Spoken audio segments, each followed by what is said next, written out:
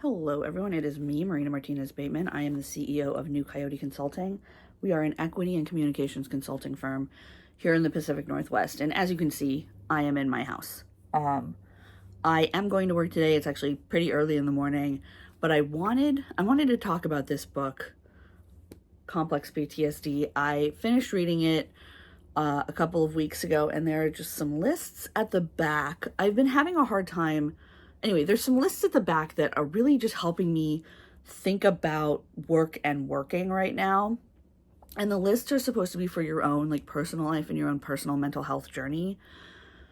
And also, I think they're really helping me articulate growth for New Coyote and also goals for New Coyote.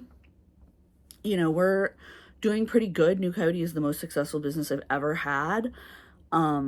Both in terms of just monetary, profit, gross and net, and also in terms of, how do I feel when I work here? How do I feel when I go to work? How do I feel about my work? How do I feel about my job? How do I feel about the future, right?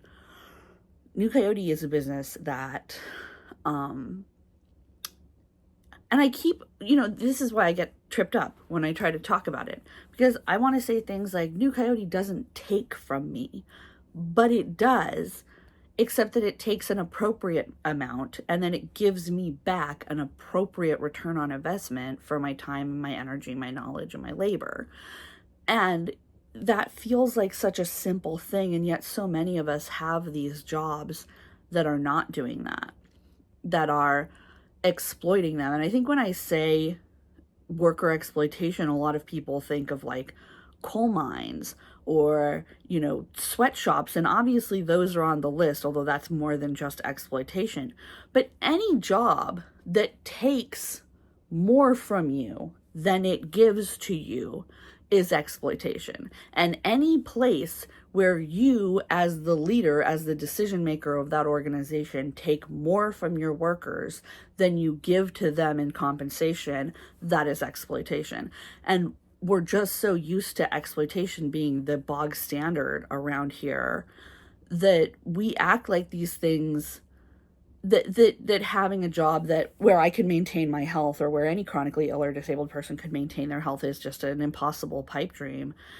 And it's just not true, right? There's enough to go around. There's enough for everybody. We live in an abundant world, in an abundant universe where technology and food production and housing is such that every single person could have a baseline quality of life. And the only reason we don't is because very, very rich people are working very hard. It's maybe the only thing they work hard at, to keep us from earning what we actually make in the market. But I wanted to read some of these. I'm looking at, if you have this book, it's on page 313 and page 315, Toolbox 1 and Toolbox 2. I'm not going to read all of them because they don't all apply, and especially not to a work environment. But there's just a lot in here that I think can help anyone who has been in consistently toxic workplaces just sort of orient what you're looking for. So here, Toolbox 1, suggested intentions for recovery. This is, of course, assuming that people have PTSD, but I think that we can think about this in terms of what kind of world we like, what kind of relationship we want. So I want to learn to become the best possible friend to myself. I want to attract into my life relationships that are based on love, respect, fairness, and mutual support. I want to uncover a full, uninhibited self-expression, right? And in a workplace, are there some levels of self-expression we're not going to be going into? Yeah, probably. We're going to excuse ourselves for those. But I want to be able to articulate my feelings clearly and honestly in my workplace without having to lie, without having to equivocate, without having to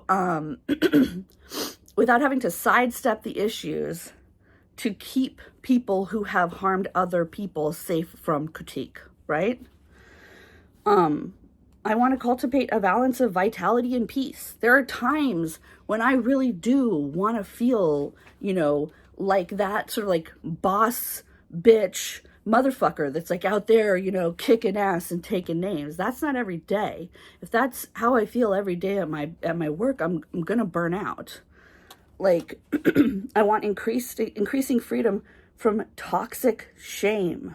I want increasing freedom from unnecessary fear. We should be making environments where people can make mistakes and grow and learn from those. And we should be making environments where if someone is afraid of something, if we are concerned about something, if we're having money problems or we're having contract problems, the people who work for you know as much about that as they need to stay informed without leading to unhinged speculation, but also without leading to shit that like it's above their pay grade to know that stuff. That's too stressful for someone to know, right? Like, it's a balance and we have to strike it. But like, I want to increase my capacity to play and have fun. I don't want people who work for me to leave my office exhausted, like they can't, go and have play and go, engage in hobbies. I want sufficient physical and monetary resources. I want a balance of stability and change, right? I think a lot of us who are in these crisis workplaces that just change and change and change and change, we leave and we say, oh my God, I just want stability. I don't want all this change. But what we really want is a healthy balance. We want some change that makes us feel like we're still in a world where we can affect change, where things are dynamic, where things are there are opportunities coming down the path. But we also don't want, mysterious crisis change. We want to be able to rely on some things, right? Our boss is going to take care of us. Our boss is going to do what they can to keep us safe. We as a boss are going to be able to live by our principles. We as a boss are going to be able to protect our people and give them the opportunities that they need in the world, instead of appeasing a shareholder or a stakeholder or a board that doesn't actually have our employees' best interests at heart. And then here, the Human Bill of Rights. I have the right to be treated with respect. I have the right to say no. I have the right to make mistakes. I have the right to negotiate for change. I have the right to change my mind or my plans.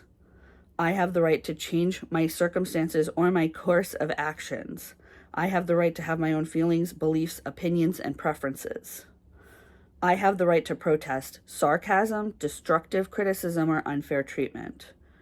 I have the right to feel angry and express it in a non-abusive way. I have the right to refuse to take responsibility for anyone's bad behavior. That, in our workplace culture, is very frequently what gets us into toxic places. We have one person with power who behaves poorly, frequently, repeatedly, regularly, and then everybody else around them has to take responsibility for that behavior and has to pay the price and has to live the consequences of their bad behavior. Well, they get to continue to do whatever the fuck they want because of their relative position to power. And that is, I see this over and over as a consultant. That is what fucks up most good companies, most good organizations, is one or two people who refuse to take accountability for their actions, and an entire company culture that reinforces that and makes everyone else take accountability for them. There's a bunch more in here.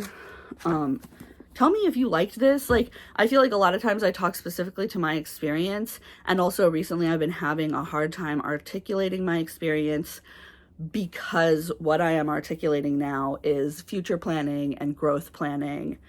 And I've never been here before. And so I'm having a hard time finding the language that I need to articulate over there, which is where I want to go. Because this is new ground, and that's definitely going to be new ground. So have a walk, have a lunch, have a weekend, don't work for free. I will see you next week.